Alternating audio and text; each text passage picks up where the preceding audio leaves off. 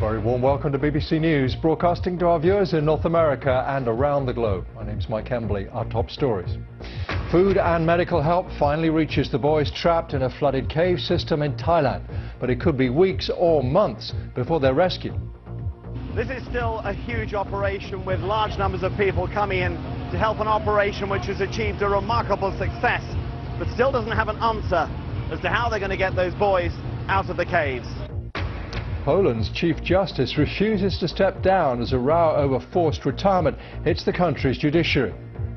And I'm Ollie Foster in Moscow at the World Cup, where the quarter-final lineup is now complete. England taking their place in the last 8 with a penalty shootout win against Colombia. And celebrating 100 years of the Royal Air Force, the RAF is preparing Britain's biggest ever flypast.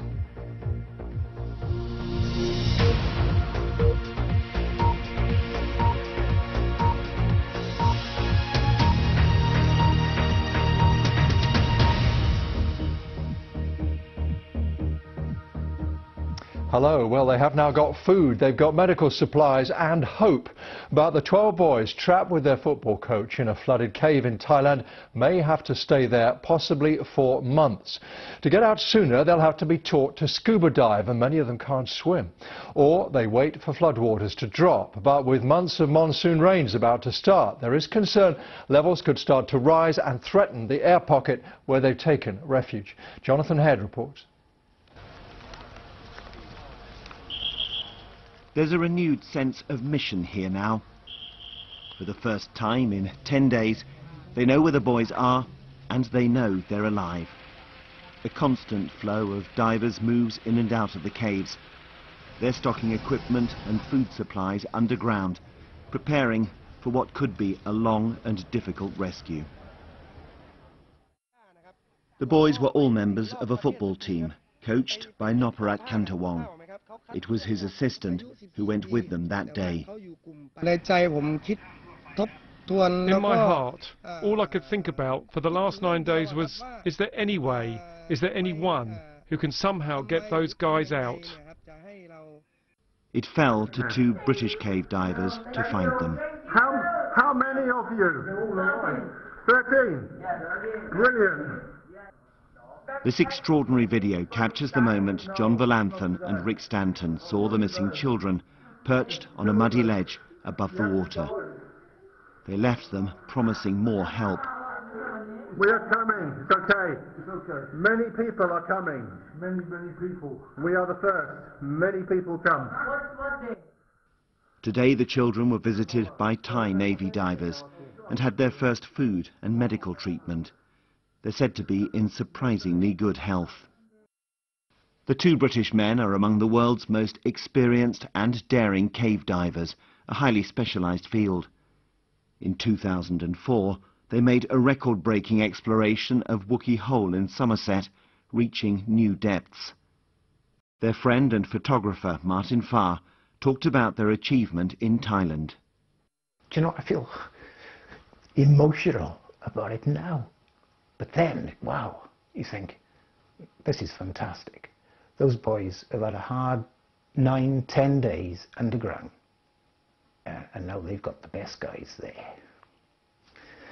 So John and Rick, you know, they're calm, they're very collected, they're very organised, extremely disciplined and consummate professionals. It's not clear yet how the boys can be brought out. The Thai authorities are pumping as much water as they can from the caves, but more rain is on the way. Jonathan Head, BBC News, Tham Luang Caves, northern Thailand. Let's take you live now to California and to Dr. Paul Auerbach, Professor of Emergency Medicine at Stanford. Professor, I know you're also editor of a textbook on wilderness medicine. What most concerns you about the group's situation right now? The tough part now, which is obvious to everyone, is that these survivors need to be brought out of the cave. So this is going to be a complicated rescue at best. It will be dangerous. It will be highly technical. And so that is really the biggest concern at this point. What medical issues worry you, and possibly, I think, also infectious diseases in those caves? At this point, the boys, as has been noted, are in remarkably good shape. The immediate issues are dehydration and nutrition and thermal protection, and all of those are being dealt with by the rescuers who are at the scene. If they have to stay in the cave for much longer, then one would begin to worry about the possibility of contracting an infectious disease. And the two most common ones would be leptospirosis from water contamination, or histoplasmosis, which is a fungal infection that is present in caves quite often and frequently associated with excretions from bats. And if they do have to be in the caves for a very long time, what are your other concerns about effects on the body? I mean, physical and possibly mental. Emotional concerns would be a very high priority. It has to be frightening for the people inside the cave. It has to be somewhat depressing. There's the jubilation of being found and now the reality of getting out. So there's a bit of disappointment following that big success. So it's going to be very important to keep the boys' spirits up, to keep them occupied, and to constantly infuse them with hope so that they know that they can be rescued. In terms of medical conditions, they'll be strengthening the boys now, because no matter how they bring them out, they're going to need to be as strong and as well conditioned as possible. So that's not just nutrition, but that will be a bit of exercise, albeit in a very limited space. Just briefly, we're hearing that 2 Thai Navy doctors have volunteered to stay with the boys for up to 4 months to help keep them healthy. They'll be trying particularly hard, I guess, because they don't want to have to rush them out. That could be really dangerous. Taking them out, if they're in a weakened condition, through a technical dive rescue would probably not be the best thing to do at this point. And the heroism of everybody involved is certainly something to be proud of. The doctors will be in and out of the cave. They will have rescuers in and out of the cave. They can bring lights, they can pump in air, they can bring food, they can bring water, and if need be, they can bring medicines to treat the boys should they acquire any illnesses. Professor, thank you so much for sharing your expertise. I all wish these children and everybody involved the best. We're paying close attention to this, and we thank everybody for cooperating in assisting in saving these young fellows. Absolutely. We'll all say amen to that. Many thanks. Now, confusion reigns at the highest levels of Poland's judiciary. The Chief Justice has said she will defy a new law that requires judges to retire at 65, not 70. She says she'll be turning up for work on Wednesday. But the word from aides to the Polish president is that the new law will come into force and that a new Chief Justice has already been appointed. Lebu Diseko reports. This is the woman that Poland will be watching on Wednesday. Małgorzata Gersdorf, who was the head of the Supreme Court. She was supposed to step down at midnight in line with a new law cutting the retirement age for Supreme Court judges from 70 to 65. It means around a third of the country's judiciary could lose their jobs unless the president extends their terms. But Professor Gersdorf says she will defy the new legislation, which she called a purge. As far as my status is concerned, it has not changed after talks with the President. Tomorrow I will come to work. I have a 6-year term in line with the Constitution, and I have to act in accordance with the Constitution. I have appointed Judge Jaraf Iwaski, the President of the Chamber of Labour and Social Security, to perform duties during my absence, because I intend to go on vacation. I think I deserve it. Her supporters plan more protests like these for Wednesday over what is the latest in a series of laws passed to increase control over the judiciary.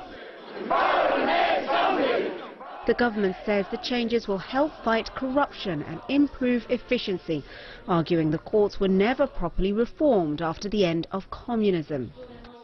But there's also been criticism internationally. On Monday, the European Union launched legal action against Poland's government, saying the law undermined judicial independence. And while it's not clear what will happen if and when Professor Gershow does turn up at work, what is clear is that she won't go quietly. Lebu Diseko, BBC News.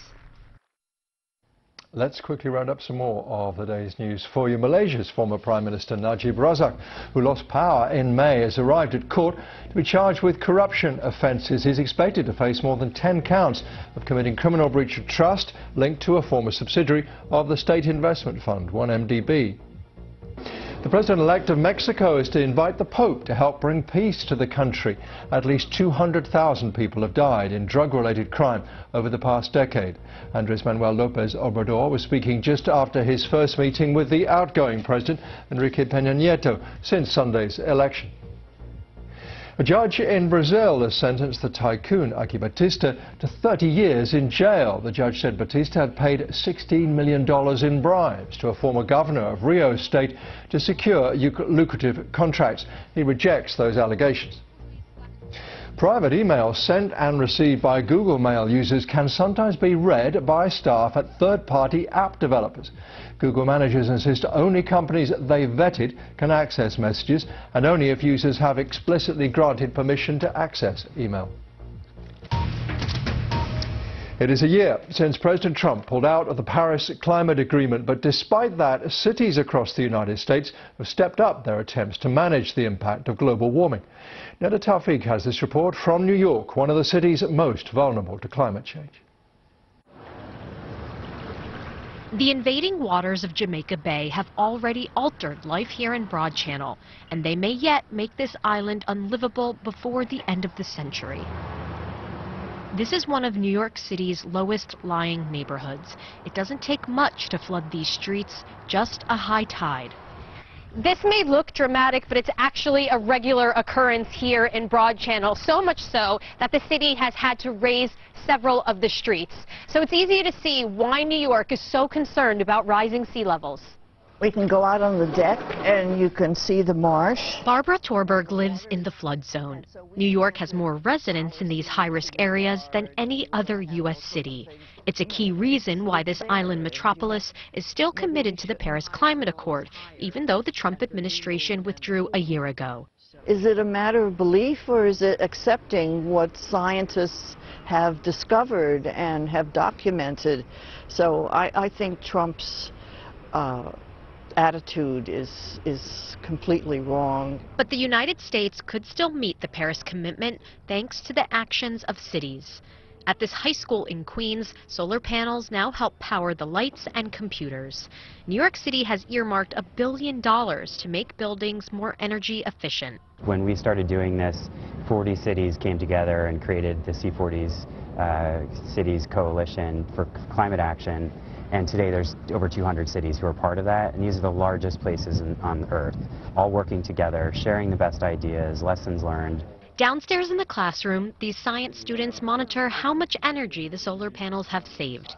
Their studies have left them with a sense of urgency about tackling climate change. Just being with my classmates, all of us now, we make jokes about turning off the lights because we want to save energy. Stuff like that, just recycling everything. You become more conscious of it when it's something that you're working with. And when you're living with it every day, as the residents in Broad Channel must, then it's impossible not to imagine a future when your home will have to be surrendered to the water. Neda Tawfiq, BBC News, New York. Stay with us on BBC News if you can. Much more to come, including this. Celebrating the Royal Air Force's centenary, we are in one of the Typhoons, practicing for next week's huge flypast over London.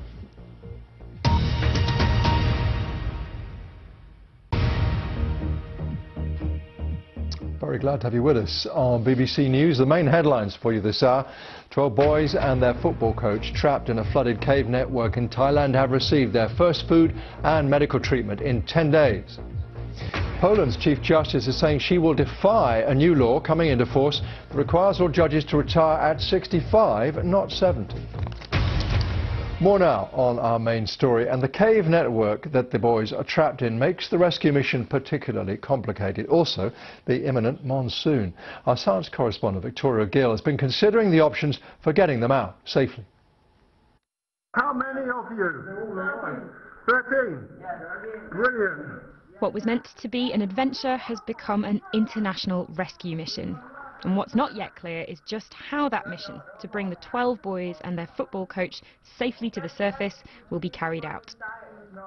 When the team walked into the entrance of the cave system on the 23rd of June, it was dry, but sudden heavy rainfall flooded and blocked narrow passageways.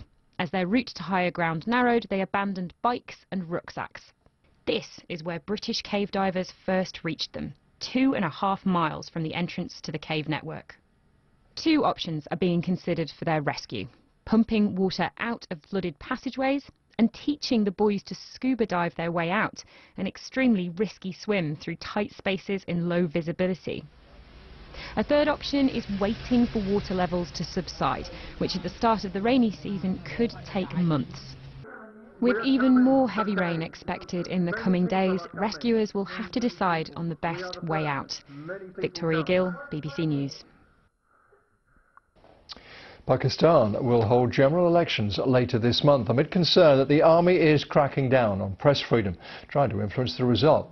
The military denies any interference in politics, but one of the country's oldest newspapers has seen its distribution severely disrupted. Sikandar Kamani reports. It's 5 a.m. and tens of thousands of newspapers are on their way from markets like this to homes and offices across Pakistan. For over a month, though, the country's most established English language paper, Dawn, has been unofficially banned from a number of districts controlled by the Pakistani military. It began when they published an interview with the former Prime Minister, apparently criticizing the army for interfering in politics and not doing more to tackle militant groups. Many in Pakistan believe that the problems being faced by Dawn are part of a wider clampdown on press freedom ahead of the elections. They say the country's military is trying to manipulate the results before the voting has even started. We had something like 650 complaints across the country of people who are not receiving Dawn despite their insistence because their distributors want to deliver it, but they are being physically obstructed by the military. Hamid Haroon is the CEO of Dawn and also heads the All Pakistan Newspapers Society. What is occurring, in fact, is a decapitation of a political class, of political leadership on the eve of the elections. The media is required to be silent about it under the guise of national security.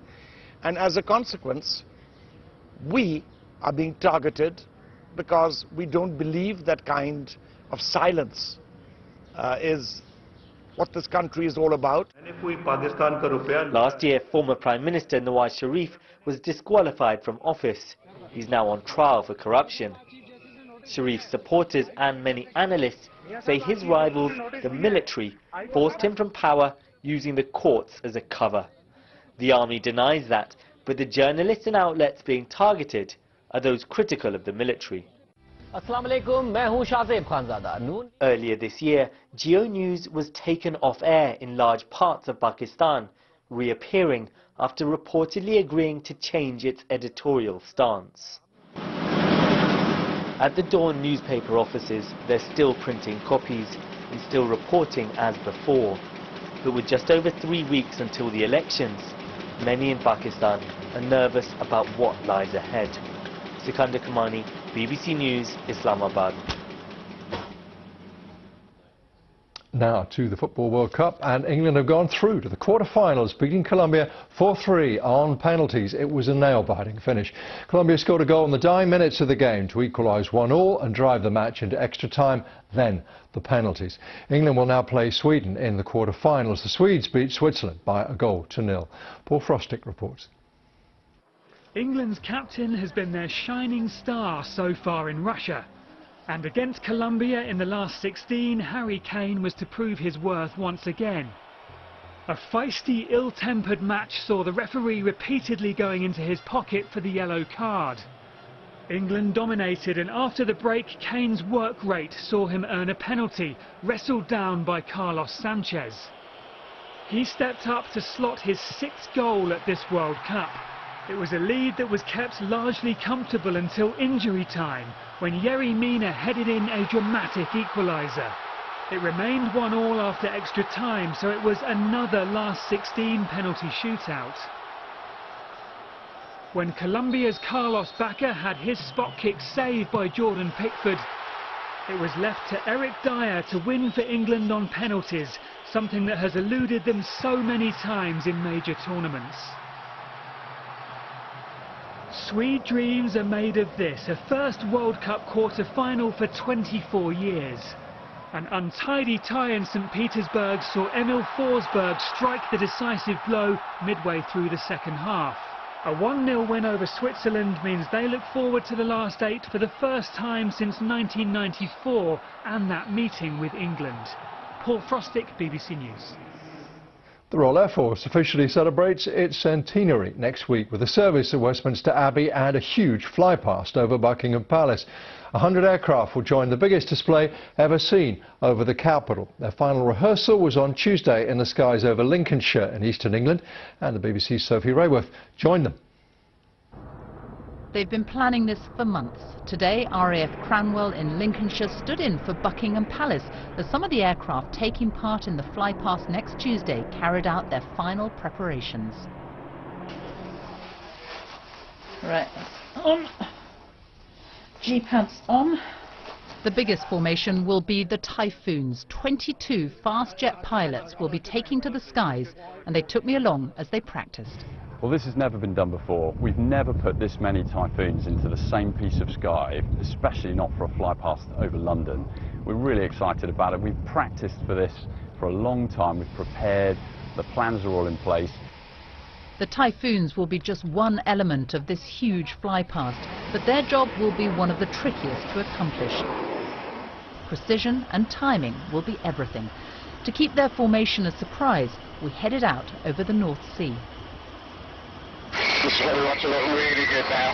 Hey, approaching Buckingham Palace, 30 seconds away. Yeah, 1.7 miles to go. As these jets roar over Buckingham Palace, the royal family will be watching from the balcony. The Mall will be packed with thousands of people there to see dozens of aircraft spanning much of the RAF's history. If they can pull it off, it will be quite a sight.